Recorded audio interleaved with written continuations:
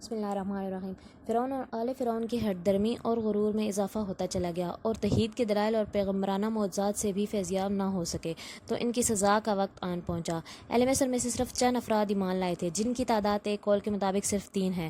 فرعون کی بیوی، قوم فرعون کا وہ مومن جس کا واقعہ تفصیل سے بیان ہو چکا ہے، اور وہ شخص جو موسیٰ علیہ السلام کو فرعونیوں کے فیصلے سے آگاہ کرنے کے لیے شہر کے دوسرے کنارے سے بھاگا آیا تھا۔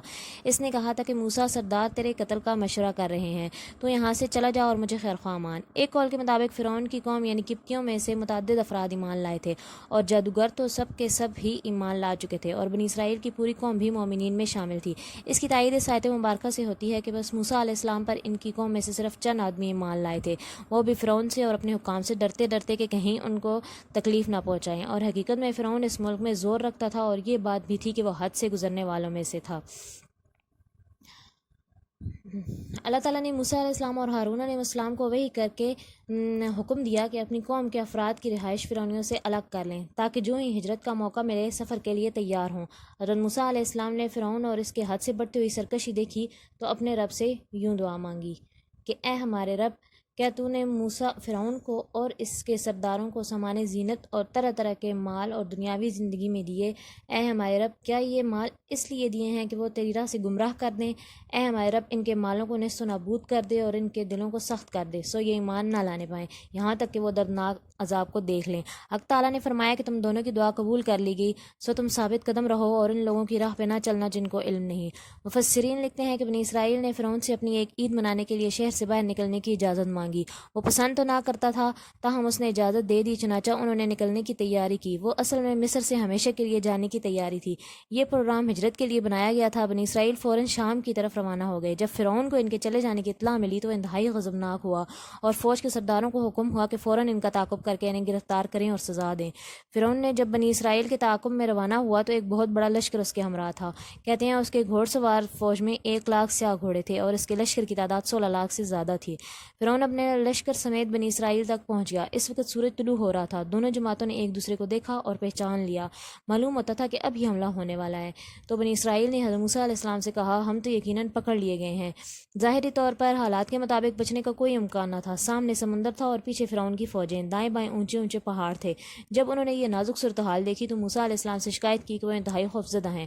موسیٰ علیہ السلام نے فرمایا کہ ہرگز نہیں، یقیناً میرا رب میرے ساتھ ہے، وہ ضرور مجھے راہ دکھائے گا۔ آپ اپنی جماعت کے پچھلے حصے میں تھے، وہاں سے آگے آ گئے، دیکھا کہ سمندر کی لہریں تلاطم خیز ہیں۔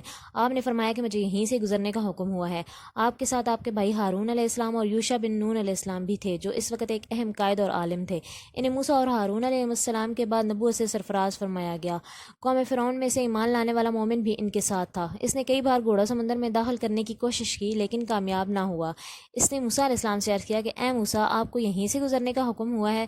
آپ نے فرمایا کہ جی ہاں۔ سمندر حکم الہی سے پھٹ گیا۔ جب معاملہ نہایت نازک صورت اختیار کر گیا اور فرعون پورے لو لشکر سمیت قریب پہنچ گیا تو مومن انتہائی پریشان ہو گئے۔ اس وقت اللہ تعالیٰ نے موسیٰ علیہ السلام کی طرف وحی فرمائی کہ سمندر پر اپنا عصا ماریں۔ آپ نے عصا مارتے ہوئے فرمایا کہ اللہ کے حکم سے پھٹ جا۔ فرمان الہی ہے کہ ہم نے موسیٰ علیہ السلام کی طرف وحی بھیجی کہ سمندر پر اپنی لاٹھی ماریں، بس اس وقت سمندر پھٹ گیا اور اس پانی کا ہر ایک حصہ بڑے سارے پہاڑ کی طرح ہو گیا۔ ایک روایت کے مطابق اس میں 12 راستے بن گئے، یعنی ہر قبیلہ کے لیے الگ راستہ بن گیا۔ اس طرح پانی پہاڑوں کی طرح کھڑا ہو گیا۔ اسے اللہ تعالیٰ کی عظیم قدرت نے روک رکھا تھا۔ وہ جس کام کو کن کہتا ہے وہ ہو جاتا ہے۔ اللہ تعالیٰ نے ہوا کو حکم دیا تو اس نے سمندر کا سارا کیچڑ خشک کر دیا، اور اس طرح گھوڑوں اور دوسرے جانوروں کے سامنے دھنسنے سے محفوظ ہو گئے۔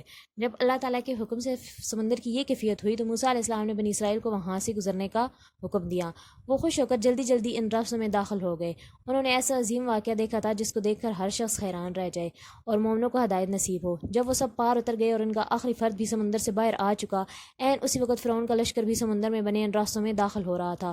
جب آپ نے سمندر کو اسی طرح رہنے دیا تو فرعون وہاں پہنچ گیا۔ وہ یہ منظر دیکھ کر خوفزدہ ہو گیا۔ اسے یقین ہو گیا تھا کہ یہ اس اللہ کا کام ہے جو عرش عظیم کا مالک ہے۔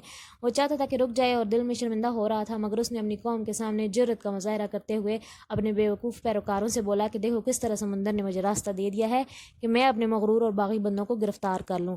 لیکن دل میں وہ تذبذب کا شکار تھا اور آگے بڑھے کہ نہ بڑھے۔ آخرکار اس نے اپنا گھوڑا سمندر میں داخل کر دیا۔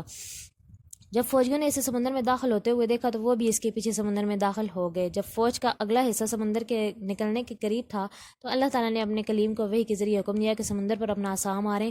فوراً سمندر اسی طرح رواں ہو گیا جیسے پہلے ٹھاٹھے مار رہا تھا۔ سب کافر غرق ہو گئے، ایک بھی نجات نہ پا سکا۔ اللہ تعالیٰ نے اپنے بندوں کو نجات دی اور ان میں سے ایک بھی غرق نہ ہو سکا۔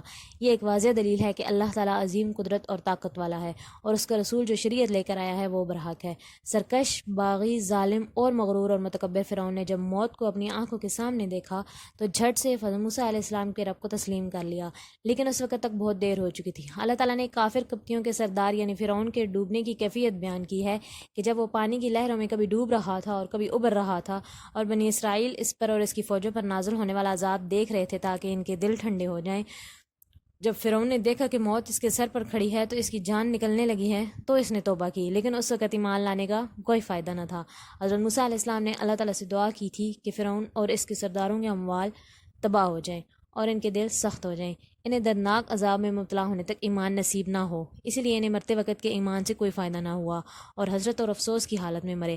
اللہ تعالیٰ نے حضرت موسیٰ علیہ السلام سے فرمایا تھا کہ تم دونوں کی دعا قبول کر لی گئی اور اس کی قبولیت کا اظہار ہو رہا تھا۔